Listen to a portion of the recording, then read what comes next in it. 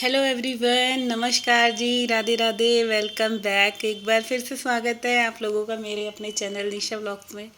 और जी आशा करती हूँ आप सब अच्छे होंगे, बढ़िया होंगे। मैं भी बहुत अच्छी हूँ और बहुत बढ़िया हूँ। तो जी आज मैं आप लोगों को एक गुड न्यूज़ सुनाऊँगी और प्लीज़ मेरा वीडियो पूरा वॉच करना, तो मैं बताऊँगी, एंड में बताऊँगी। अभी सब जो कहते हैं ना सरप्राइज़ है, वो थोड़ा सा जब पूरा वीडियो आप लोग देख लोगे तब बताऊँगी।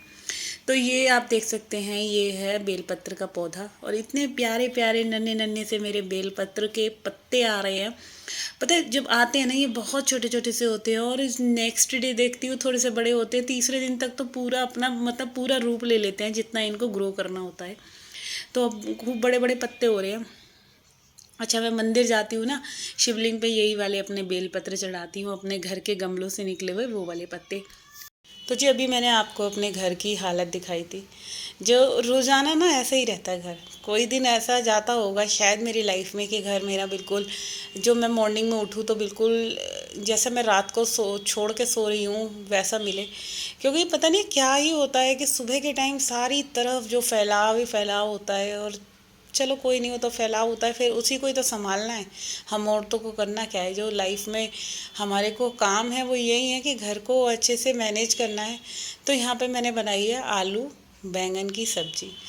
तो बैंगन लास्ट नाइट लाई थी, अभी 2-3 दिन पहले जिस दिन तूफान आया था ना उस दिन लाई थी। तो यहाँ 3 आलू काटे हैं, एक बैंगन है और टमाटर प्यूरी से छोंक दिए। सिंपल सी रेसिपी है, मैं क्या बताऊँ मेरे को ना। अच्छा, कमेंट आ रहा था कि अपना वे मतलब कुकिंग की वीडियोस भी डाला करो। तो जो अच्छी रेसिपी होगी ना वो डालूंगी। बैंगन आलू तो यार सभी बना लेते हैं, बट अच्छे बनते हैं, जैसे भी बनाती हूँ ना ठीक ही लगता है। तो यहाँ पे ना देखो, मैं जब वीडियो एडिट कर रही थी ना, आई थिंक ये पौने 7 बजे का टाइम था। और हमारे यहाँ नीचे मेरी जेठानी के यहाँ देखो पूजा भी होने लग गई थी। शाम की जो संध्या आरती होती है ना वो होने लग रही थी। फिर मेरे को लगा यार मेरे को भी कर लेनी चाहिए, तो मैं एडिटिंग छोड़ के मैं पहले आरती में लग गई, शाम की संध्यावाती करी। तो अभी सुबह सुबह का टाइम, घर के इतने सारे काम, और वो भी आपको आपको अकेले ही करने हैं। और आप देखो घर जो है पूरा सुबह के टाइम ऐसा बुरी हालत हो जाती है कि जैसे हमने कभी सफाई कर नहीं रखी। एक एक चीज़, आपको दूध बॉईल करना है, सब्जी बनानी है, सुबह का नाश्ता रेडी करना है, और कितने सारे छुटपुट काम हैं। और उस बीच आपको अगर थोड़ा बहुत टाइम अपने लिए निकालना है तो ये सबसे बड़ी आपके लिए अचीवमेंट है। ये कोई गोल है ना अपनी लाइफ का, तो वो ये है कि आप इतने घर के काम करने में और अपने लिए 1 से 1.5 घंटा अगर थोड़ा सा भी टाइम निकालती हैं अपने लिए तो बहुत बड़ी बात है हम हाउस वाइफ के लिए।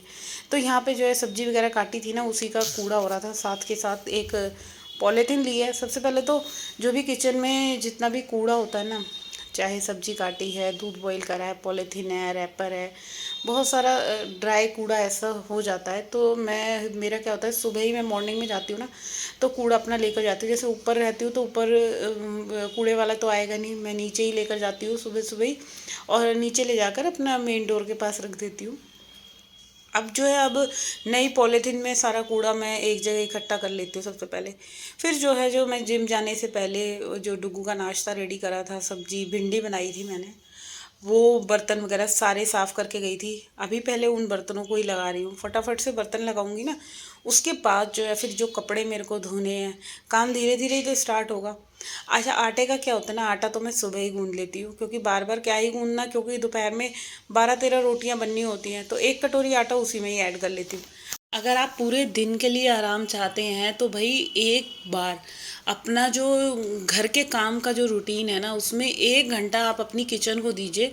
मैं स्पेशली सारी हाउसवाइफ से कहूँगी, सारी टाइल्स वगैरह आप सुबह ही एक बार, अगर रोज़ कपड़ा मारते रहोगे ना तो कभी भी आपको जो है आपकी रसोई गंदी नहीं होने वाली, सड़ने वाली नहीं है। एक एक चीज़ को, छोटी छोटी चीज़ों को आप अपने हिसाब से अच्छे से साफ़ करके रखोगे ना, तो आप खुद देखना आपकी चीज़ें बिल्कुल एक्यूरेट साफ़ हो जाएंगी।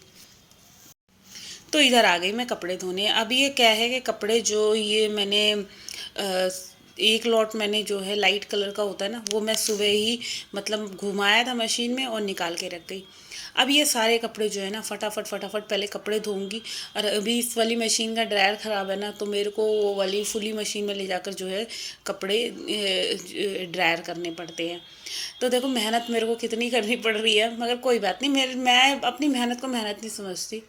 क्योंकि जब मैं अपने से नीचे वाले लोगों को देखती हूँ ना, तो मुझे लगता है यार बहुत औरतें कितना मेहनत करती है। मैं अपनी जो मैंने हेल्पर लगा रखी है ना, उसको देख के मेरे को ये लगता है देखो कितना अगली काम करती है। हम तो एक घर का काम करने में ना थक जाते हैं, हमें लगता है यार देख हम ये कर रहे हैं, और जब मैं उसको देखती हूँ बेचारी की हालत ऐसी हो जाती है।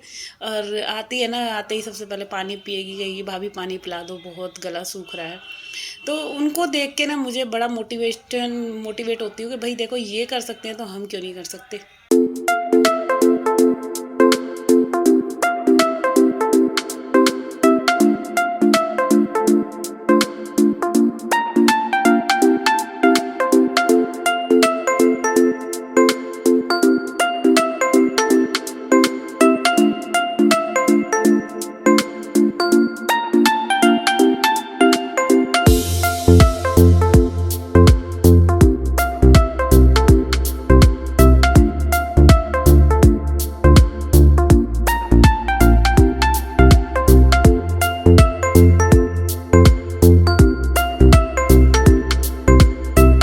तो चलिए इधर जो है ना, मैंने जैसे कपड़े धोए और कपड़े धोने के बाद जो ये कपड़े मैंने ड्रायर करने के लिए डाल दिए, और इतने में आ गई थी हेल्पर।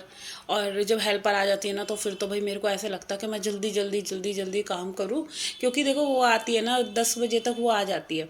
तो फिर मेरे को ये लगता है मैं अपनी जो मेरे को क्लीनिंग करनी है ना रूम्स वगैरह की, वो सारी चीज़ें मैं साफ़ कर दूँ। तो देखो वो भी तो अगली उसको करना है ना। फिर अगर वो सफाई कर रही है हॉल की और मैं फिर कमरे में से कूड़ा ला रही हूँ ना, तो मेरे को फिर अपने आप को दुख लगता है कि मैं उसकी मेहनत करी कराई मेहनत को ख़राब कर रही हूँ। अच्छा इधर जो है डोर वगैरह मैंने सारी क्लीन कर दी हैं।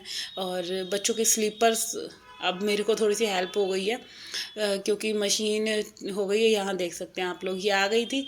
तो मैं इसको यही बोल रही थी, मैंने कहा यार तुम तो बहुत जल्दी आने लग गई हो। तो कह रही भाभी मेरे को ये है कि चलो मैं जितना जल्दी, गर्मी का टाइम है ना, देखो उसको भी लगता है कि मैं जितना जल्दी अपना काम कंप्लीट कर लूँगी तो मेरे लिए भी आसान हो जाएगा। फिर देखो हम अपनी सुविधा तो सब सोचते हैं, दूसरे की सुविधा कोई नहीं सोचता। तो मैं उसका ही सोच रही थी, मैंने कहा कोई बात नहीं तुम करो, सीढ़ियाँ वगैरह क्लीन करो, जब तक मैं जो है यहाँ पे रूम्स की क्लीनिंग कर देती हूँ। चाहे ड्राइंग रूम है, चाहे मम्मी का रूम है, ये जो मेरे रोज़ के काम होते हैं ना, इनको मैं कंप्लीट करती हूँ। और जब हम अपने लिए आराम सोचते हैं, तो दूसरे के लिए भी तो हमें सोचना चाहिए। जब हमारे अंदर ह्यूमैनिटी ही नहीं है ना किसी के लिए, तो समझ लो हम इंसान ही नहीं हैं। अगर आप मेरे पापा ये कहते थे कि अगर हमें किसी को देख के अगर हमारे दिल में तरस नहीं आता ना, तो हम इंसान ही नहीं है।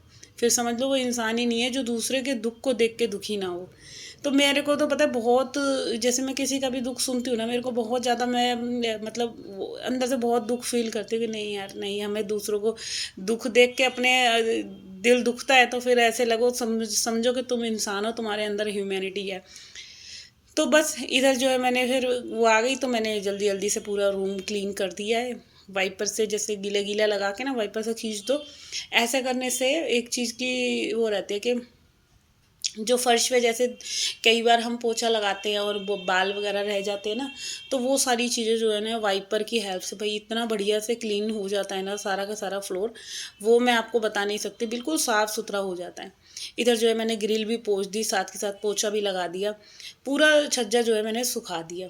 अच्छा अब क्या है ना, मैं जो ये इधर चौखट पे ना ये लगा देती हूँ पोछा। और इससे क्या होता है, ये सबको ही पता होगा क्या होता है, कि धूल नहीं आती घर में जब आप इस तरह से पोछा लगा देते हो। तो आज क्या हुआ था, चलो मैं बता ही देती हूँ, इस वीडियो के बीच में ही बता देती हूँ, क्योंकि मेरे से बिना अब सब्र हो नहीं रहा। तो आज काम करते करते काम ही कर रही थी, और इतने में कार्तिक का मेरे पास कॉल आता है। यहाँ पे मैं क्लीनिंग कर रही थी, फिर कार्तिक ना चला गया था अपने शॉप पे, अपने नहीं शॉप पे नहीं गया था, उसके फ्रेंड का कॉल आया था। तो वो अपनी बुलेट ठीक करवाने के लिए चला गया था, कुछ उसकी बुलेट में ना कुछ ख़राबी हो गई थी। तो भाई अभी रिज़ल्ट का तो मैं वेट कर ही रही थी कि रिज़ल्ट आएगा। और आप लोगों को मैंने जैसे बताया था कि ये बीच में पीलिया हो गया था इसको एग्ज़ाम टाइम पे, तो पीलिया में इसकी बहुत हालत ख़राब हो गई थी। जो भी कोई मेरा वीडियो देखता है ना उसे पता होगा कि मेरा बच्चा कितनी तबीयत ख़राब थी। मतलब 15-20 दिन तो इसने, मैं बता रही हूँ 10-15 दिन तो इसने खाना ही नहीं खाया था। मतलब पानी भी पी रहा था ना तो वो भी इसको वॉमिट के थ्रू निकल रहा था।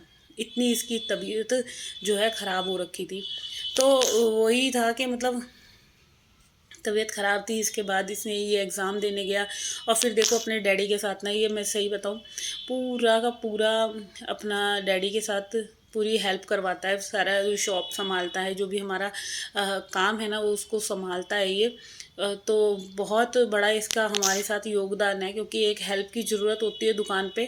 किसी के भी हस्बैंड शॉप है जिनकी भी, उनको पता होगा कि शॉप वाले बंदे को ना वो कहीं जा सकता ना आ सकता, क्योंकि 2 जने चाहिए ही होते हैं शॉप पे।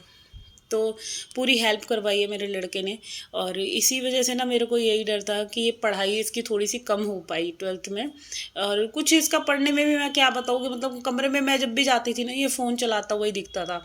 तो मेरे को यही लगता था पता नहीं भगवान जी ये पास हो पाएगा नहीं हो पाएगा, मैं अपने मन की बता रही हूँ। तो मगर ठाकुर जी ने सुन ली, आज इसका रिज़ल्ट आया और बहुत अच्छे परसेंटेज से पास हुआ है। 80% इसके मार्क्स आए हैं। तो बस मेरे ठाकुर जी की कृपा यही थी कि मेरे को टेंशन हो रही थी ना कि मेरा बच्चा पास होगा नहीं होगा, तो भाई मेरा बेटा पास हो गया है। और जितनी उम्मीद नहीं थी उम्मीद से ज़्यादा भगवान ने दिया है। तो मेरा ठाकुर जी पे यही विश्वास है कि देखो हम सोचते कुछ है ना, उसको जो देना है वो देगा। जो जितना उनको देना है करना है वो हमें पता भी नहीं चलने देगा कब क्या दे देगा। तो बस बहुत बहुत धन्यवाद भगवान जी का और आप लोगों के, मेरे प्यारे प्यारे जो भी सब्सक्राइबर हैं ना, जो भी गुरनी सिंह हैं और सोनिया हैं, वर्षा हैं, जम्मू से जो मेरा वीडियो देखती हैं, और राघव सुदन करके आईडी है, और स्मृति सेठ है, कई सारे हैं। और अगर मैं एक आधे का नाम परी हैं जो भी देखती है ना भाई, खुशी है। तो मैं सबका थैंक्स बोलना चाहूँगी जो भी मेरे लिए प्यारी प्यारी विशेस करती हैं। और भाई आप लोगों के आशीर्वाद से मेरा बेटा पास हो गया है। और जितने भी मेरे वीडियो देखते हैं, जो भी मुझसे प्यार करते हैं, भाई सबके लिए मैं दिल से थैंक यू बोल रही हूँ। सबने मेरे लिए अगर अच्छी अच्छी विशेस करते हो तो आगे के लिए भी करना, और भगवान जी आप सबकी भी सुने। तो चलिए इसी के साथ मैं करती हूँ आज के अपने इस वीडियो का एंड, और आशा करती हूँ आप सब अच्छे होगे, बढ़िया होगे, और चैनल को सब्सक्राइब कर देना। Bye bye.